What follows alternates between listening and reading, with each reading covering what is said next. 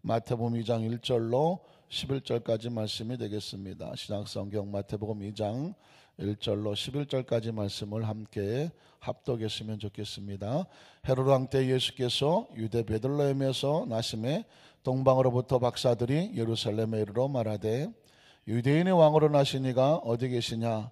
우리가 동방에서 그의 별을 보고 그에게 경배하러 왔노라 하니 헤로드 왕과 온 예루살렘이 듣고 소동한지라.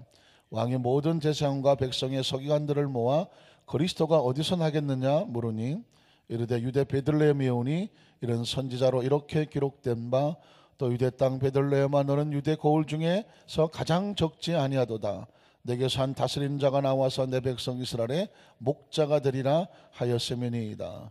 이 헤롯이 가만히 박사들을 불러 별이 나타난 때를 자세히 묻고 베들레헴으로 보내매 이르되 가서 아기에게 대하여 자세히 알아보고 찾거든 내게 고하여 나도 가서 그에게 경배하게 하라. 박사들이 왕의 말을 듣고 갈새 동방에서는 보던 그 별이 문득 앞서 인도하여 가다가 아기 있는 곳 위에 머물러 서 있는지라. 그들이 별을 보고 매우 크게 기뻐하더라. 집에 돌아가 아기와 그의 어머니 마리아가 함께 있는 것을 보고 엎드려 아기께 경배하고 보배합을 황금과 유향과 몰약을 예물로 드리니라. 아멘. 할렐루야. 오늘도 좋은 날입니다. 기쁨의 날입니다. 축복의 날입니다. 활짝 웃고 시작하는 행복한 날입니다. 어떠십니까? 여러분 표정이 많이 밝아진 것 같아요. 새벽에 밝아지면 하루 왼종일 밝아집니다. 저 요즘 큰일 났습니다. 자꾸 웃음이 나옵니다. 아니 무슨 낙엽만 굴러가도 막 웃음이 나오고 눈발이 내려도 웃음이 나오고 가만히 생각하니까 누가 그렇게 얘기하더라고요. 아유 하나님께서 목사님에게 웃음골을 열어주셨다고요. 아니 제가 뭐 평상시 잘 웃기는 하는데 아무것도 아닌 것 같은데 왜 자꾸 웃음이 나는지 가만히 생각하니까 그것도 은혜죠. 은혜입니다.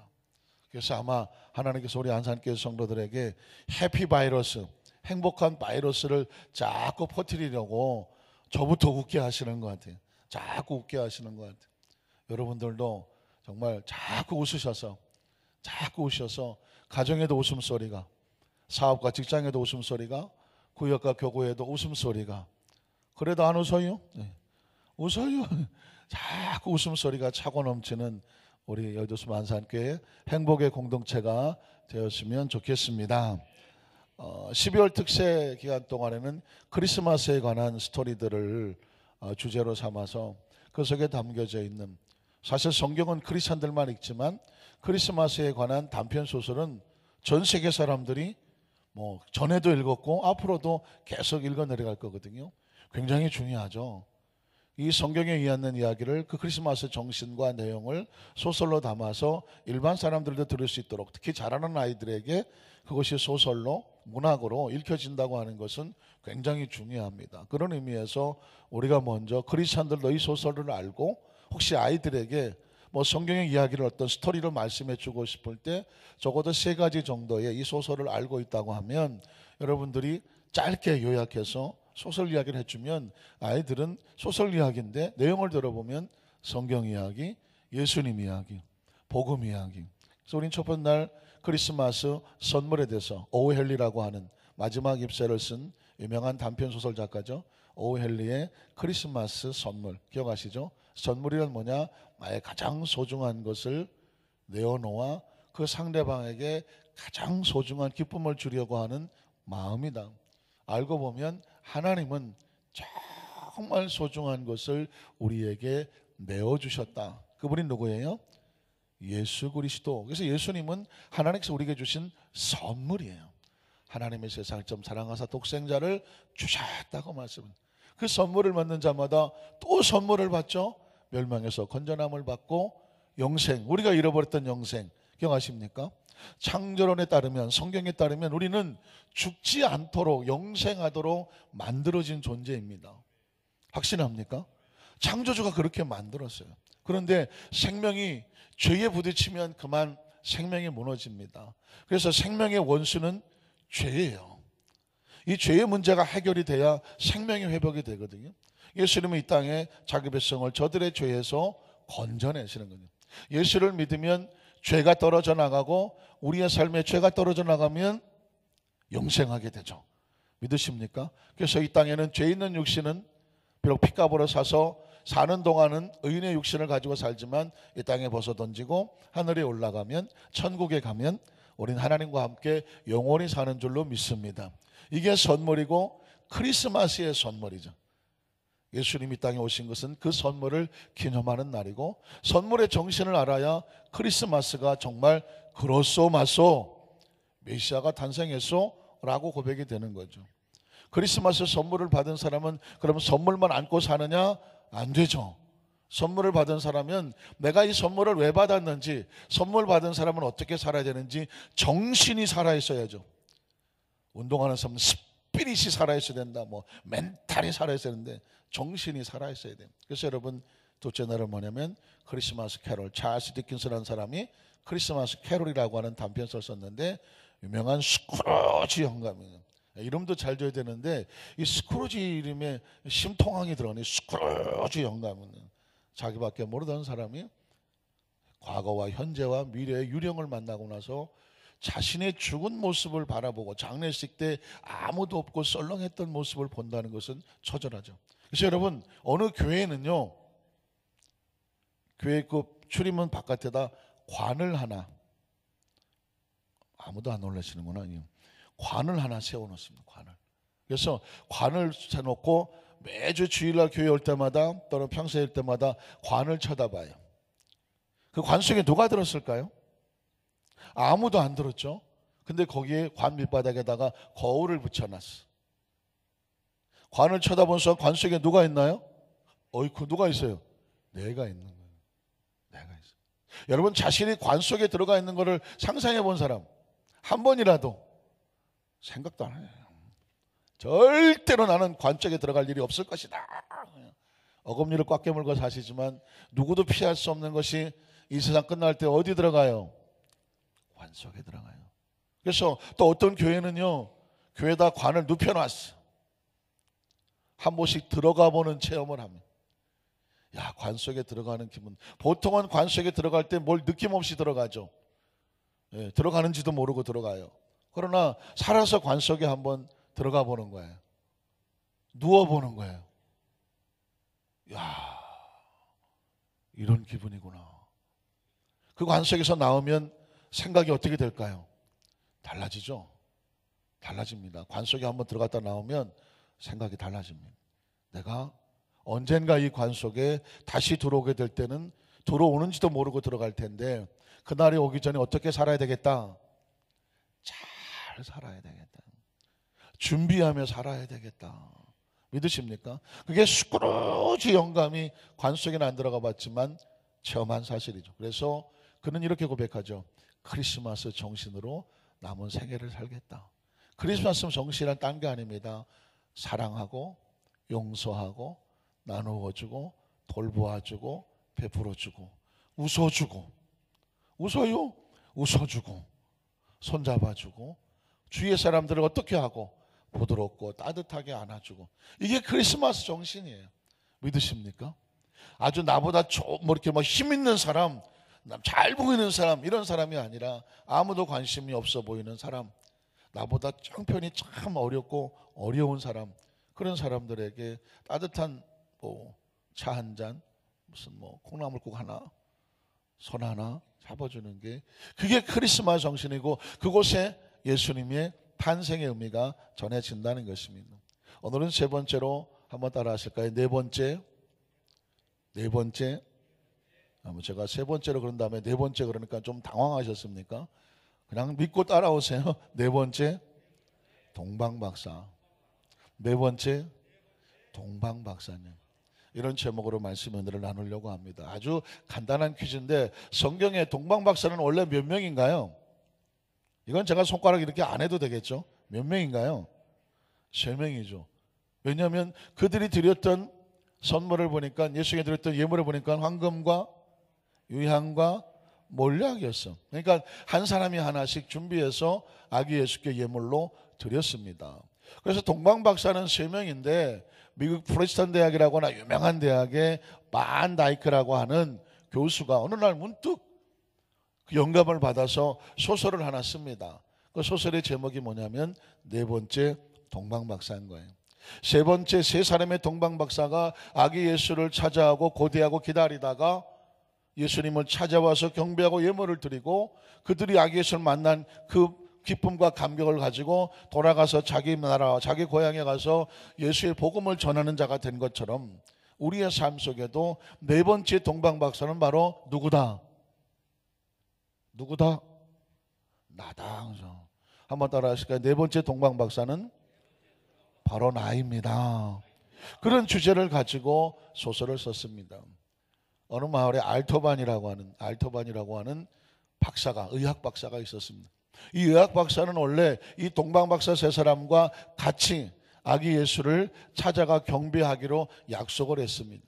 그런데 이 사람의 주인은 항상 병들고 상처 입은 사람을 고치는 일이라서 시간이 늦어졌어요.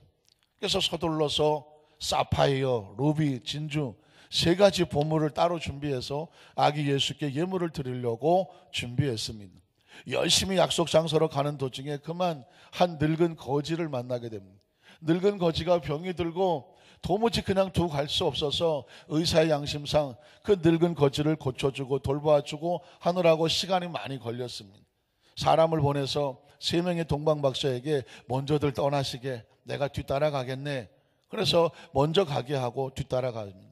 늙은 거지를 고쳐주고 돌아서려니까 마음이 아파서 견딜 수 없습니다. 사파이어를 꺼내서 늙은 거지에게 줍니다. 이걸 가지고 좀 생활의 스포츠에 쓰시고 회복하라고 말했습니다. 서둘러서 열심히 예루살렘으로 달려왔을 때 이미 세 명의 동방박사는 아기 예수를 만나고 돌아간 상황이었습니다. 근데 마침 보니까 로마의 병정이 한 유대 여인과 아이를 죽이려고 칼을 들고 막 핍박하고 죽이려는 찰나였습니다. 그 순간 이 알토반 의사는 그 로마의 대장을 붙잡고 사정합니다. 내 손에 루비라고 하는 보석이 있는데 이걸 줄 테니까 제발 이 여인과 아이를 살려주십시오 합니다.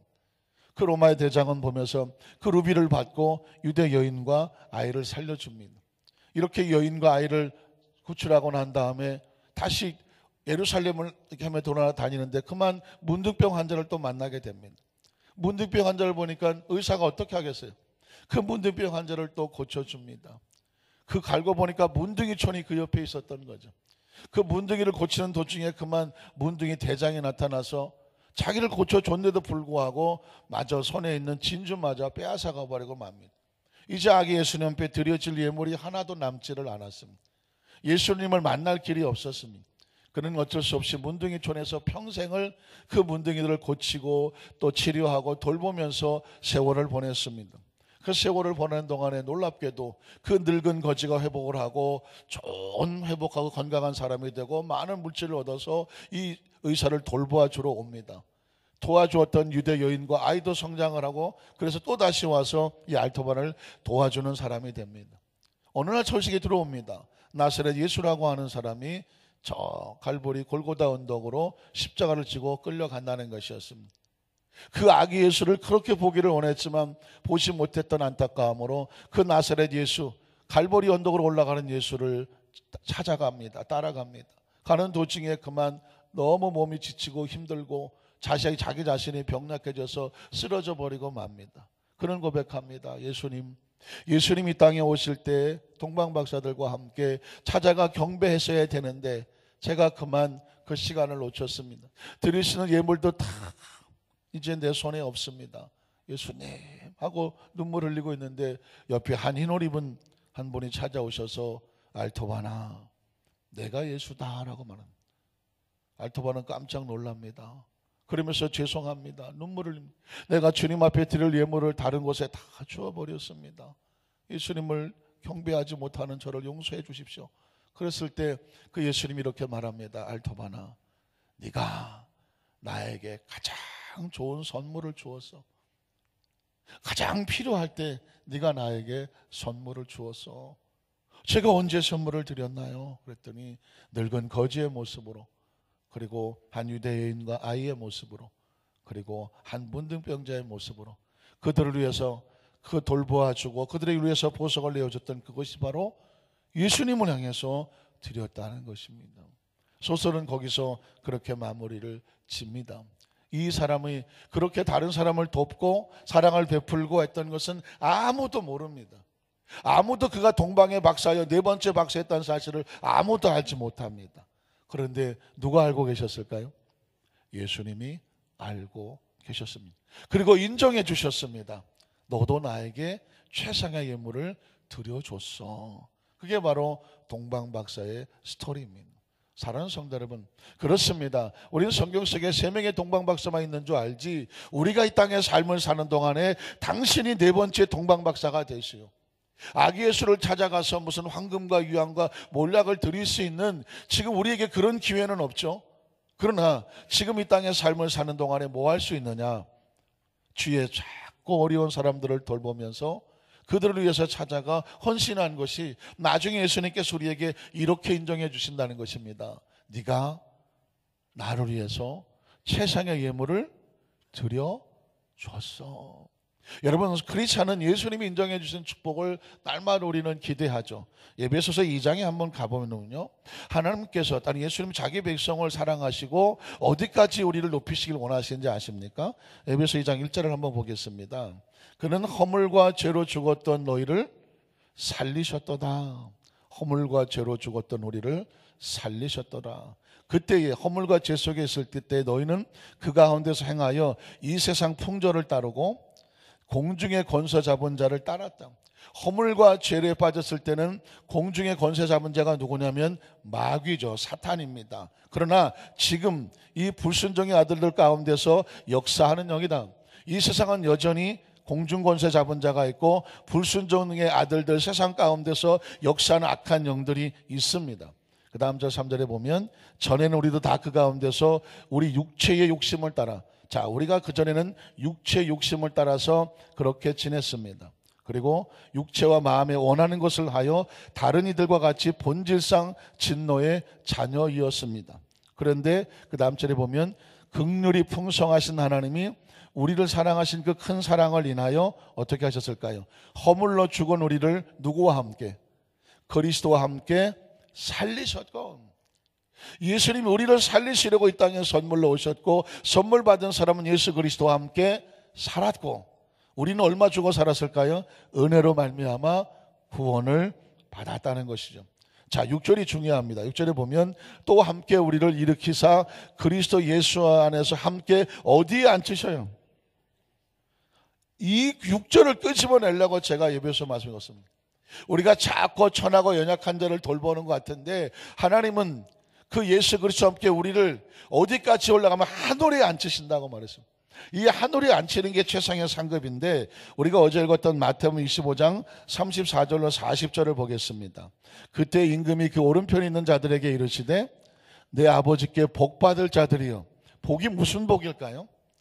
그 다음에 보면 나와 창세로부터 너희를 위해서 예비된 나라를 상속받아. 나라가 무슨 나라? 하나님의 나라. 그 상속을 받아서 어디에 앉아요? 하늘에 앉힌다고 말했습니다.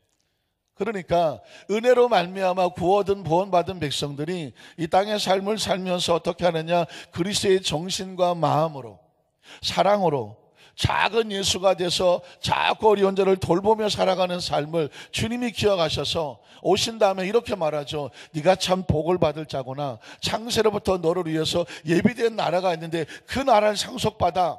에베소 2장 6절에 보니까 하늘에 높이고 앉힌다고 말했습니다. 믿으십니까? 그래서 우리가 이 땅의 삶을 사는 동안에 하늘에 소망을 두셔야 돼요. 이 땅의 삶은 나그네 같은 삶이라 힘들 수 있고 어려울 수도 있어요.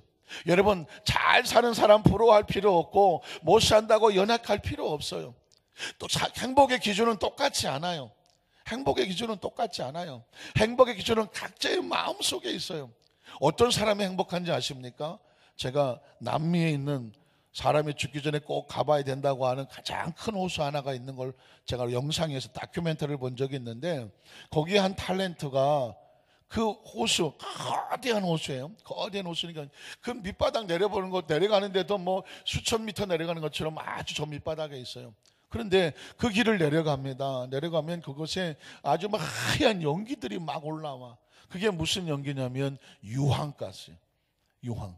순도 99%짜리 유황가스가 거기서 막 올라와요. 근데 거기에 그 지역의 원주민들이 막 손수건 하나 입에, 방독면도 없어요. 손수건 하나 입에 물고 유황을 캐.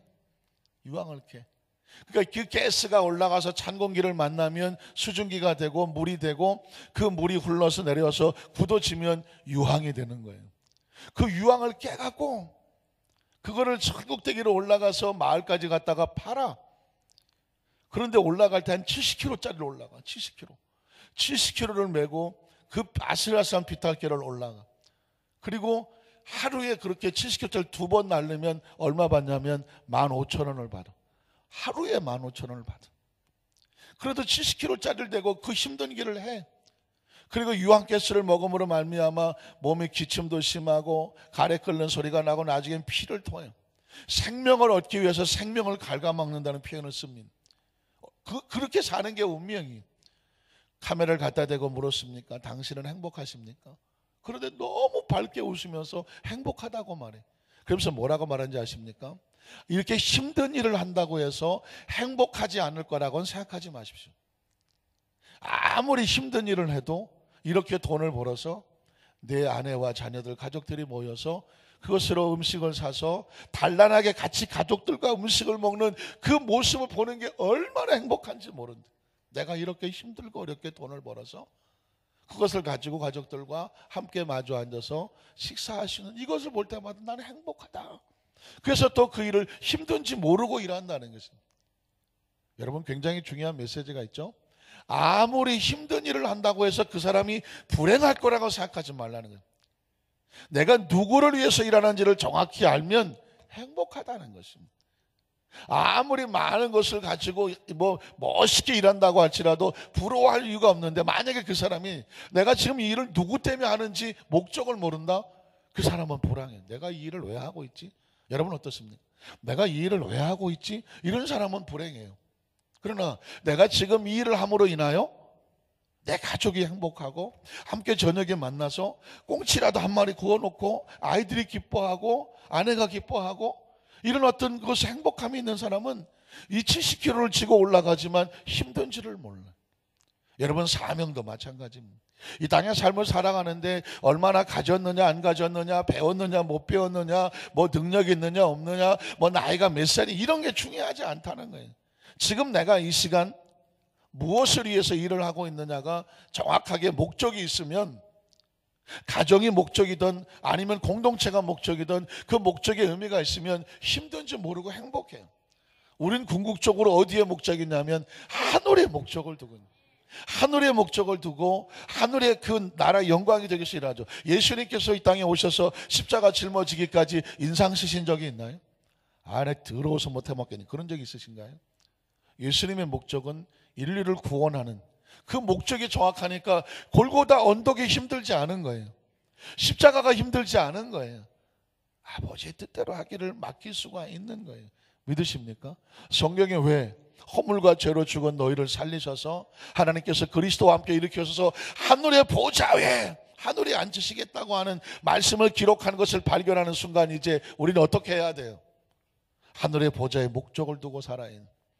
둘 중에 하나예요. 이미 알고 계시는데 왜 그렇게 새벽부터 열을 내시냐고 쳐다보시거나, 아직 이해가 되시나요? 하늘의 목적이 있습니다. 하늘의 목적이 있습니다. 그걸 정확하게 알고 사셔야 지금 살면서 뭐 어쩌고 저쩌고 하는 것 때문에 마음 상하지 말고 비교할 일 없어요. 한번 따라 하시고, 행복은 비교되는 것이 아니다. 목적이 정확하면 그 목적이 나를 행복하게 한다. 사명과 직분도 마찬가지. 내가 이 장로를 왜 하나? 권사를 왜 하나? 내가 이거 뭐 안수입사 왜 하나? 내가 뭐 지역장 구역장 왜 하나? 아유, 힘들고 어려운 거, 아유, 나 내려놓고. 그럴 수 있어요. 왜 그럴까요? 목적을 잃어버렸기 때문에. 내가 이걸 왜 하는지를 목적을 잃어버리면, 다른 사람하고 비교해서 저 사람은 편한 것 같고 나 이렇게 힘들고 시키는 것 같고, 비교하는 순간 다 떨어뜨린다고 말하죠. 목적을 잃어버리면 그렇게 돼요. 그러나 내가 이렇게 힘들고 어려운 일을 하는 목적은 뭐냐? 하나님이죠. 믿으십니까? 하나님이 목적이면 자다가도 벌떡 일어나고 다시 시작할 수가 있는 거죠. 우리 한산교회 성도님들이 이번 성탄절을 앞두고 12월 달에 이 특별한 새벽 예배의 셋째 날에 목적을 발견하십시오. 남이 알아주지 알 필요 없어요. 남이 알아준다고 뭐 박수 받고 뭐 아니라니까요. 우리 남에게 박수 받으려고 이 영적 사명 치는 거 아니잖아요. 확실합니까? 남에게 뭐 박수 받으려고 성도들이 존경 받으려고 우리가 일하는 거 아니죠. 확실합니까? 다른 사람이 헌금을 이렇게 많이 하시나? 다른 사람에게 자랑하려고 하는 게 아니라니까요. 왼손이 하는 거 오른손이 모르게 하라는 이유가 있다니까요. 목적을 누가 왼손 오른손에 두지 말라니까. 목적을 어디에 둘까요? 하늘에 두는 거예요. 그런 사람이 하늘에 두는 사람은 실망하겠습니까? 새벽에 나와서 찬양하고 힘들어요. 진짜 쉽지 않아요. 목사님 난 못하겠어요 할 수 있어요. 정말 못해요. 아침에 새벽부터 못해요. 그러나 목적이 어디예요? 하늘에 두는 거예요. 힘들고 어렵죠. 여러분 신앙생활 사명 감당하는 거 쉬워요? 안 쉬워요. 장로라는 빠치를 달고 여기 달고 이 무게가 얼마나 무게운지 몰라요. 왜? 장로니까 버티고 견뎌야 되는 일이 있다니까요. 그만큼 힘든 일이 있는 거예요. 안수집사니까 힘들고 어려운 게 있는 거예요. 권사, 집사, 우리 성도들 다 있는 거고 교육자도 마찬가지예요. 다 힘든 게 있는 거예요. 그러나 어떻게 해요? 목적을 하늘에 두는 거예요. 믿으십니까? 계속 한번 읽어볼까요? 7절로 8절 한번 보겠습니다. 7절 에베소 2장 7절로 8절이에요. 이는 그리스도 예수 안에서 우리에게 자비하심으로 그 은혜의 지극히 풍성함을 오는 여러 세대에 나타내려 하심이라. 너희는 그 은혜에 의하여 믿음으로 말미암아 구원을 받았으니 어떻게 하라고요? 이것은 너희에게서 난 것이 아니요 하나님의 선물이에요. 9절로 가면 행위에서 난 것이 아니는 누구든지 자랑하지 못하게 함이라. 10절에 가면 우리는 그가 만드신 바라 그리스도 예수 안에서 무엇을 위해서? 선한 일을 위해서 지으심을 받은 거예요. 저와 여러분이 생명으로 태어나고 구원받았다, 하나님의 자녀 되게 하셨다. 하나님의 목적은 뭐냐면 네가 이 땅에 사는 삶에서 어떻게 살아라? 선하게 살아라. 우리에게 사명을 맡겨주셨다. 착하고 선한 일을 하라고 맡겨준 거예요. 그러니까 인생의 목적은, 하늘의 목적은 뭐냐면 착하고 선하게 살아야 돼. 착하고 선하게. 선한 일을 위해서 지으심을 받은 자니, 그 다음에 보면 이렇게 말했어요. 이 일은 하나님이 전에 예비하사 우리로 그 가운데서 행하게 하려 하심이라. 선하게 행하게 하려고 하는 거죠. 그러니까 선하게 살아야 인간이에요. 착하게 살아야 인간이라니까요. 그리고 그 다음에 크리스찬이에요. 믿으십니까? 오늘 저와 여러분에게 이 크리스마스를 앞두고 이 성탄절이 있는 12월 달에 우리의 신앙을 다시 한번 정리하면 2017년 동안 한 해 동안 우리는 선하고 착하게 살아왔나? 바로 2018년의 목적을 둔다면 가장 근본적인 목적은 선하고 착하게 사는 거예요. 그리고 그것이 사명인 것을 믿고 죽기까지 선하고 착하게 사는데 충성을 다하는 거예요. 그러면 하나님께서 영광을 받으시고 생명의 면류관을 하늘에서 채워주실 줄로 믿습니다. 기도하겠습니다. 하나님,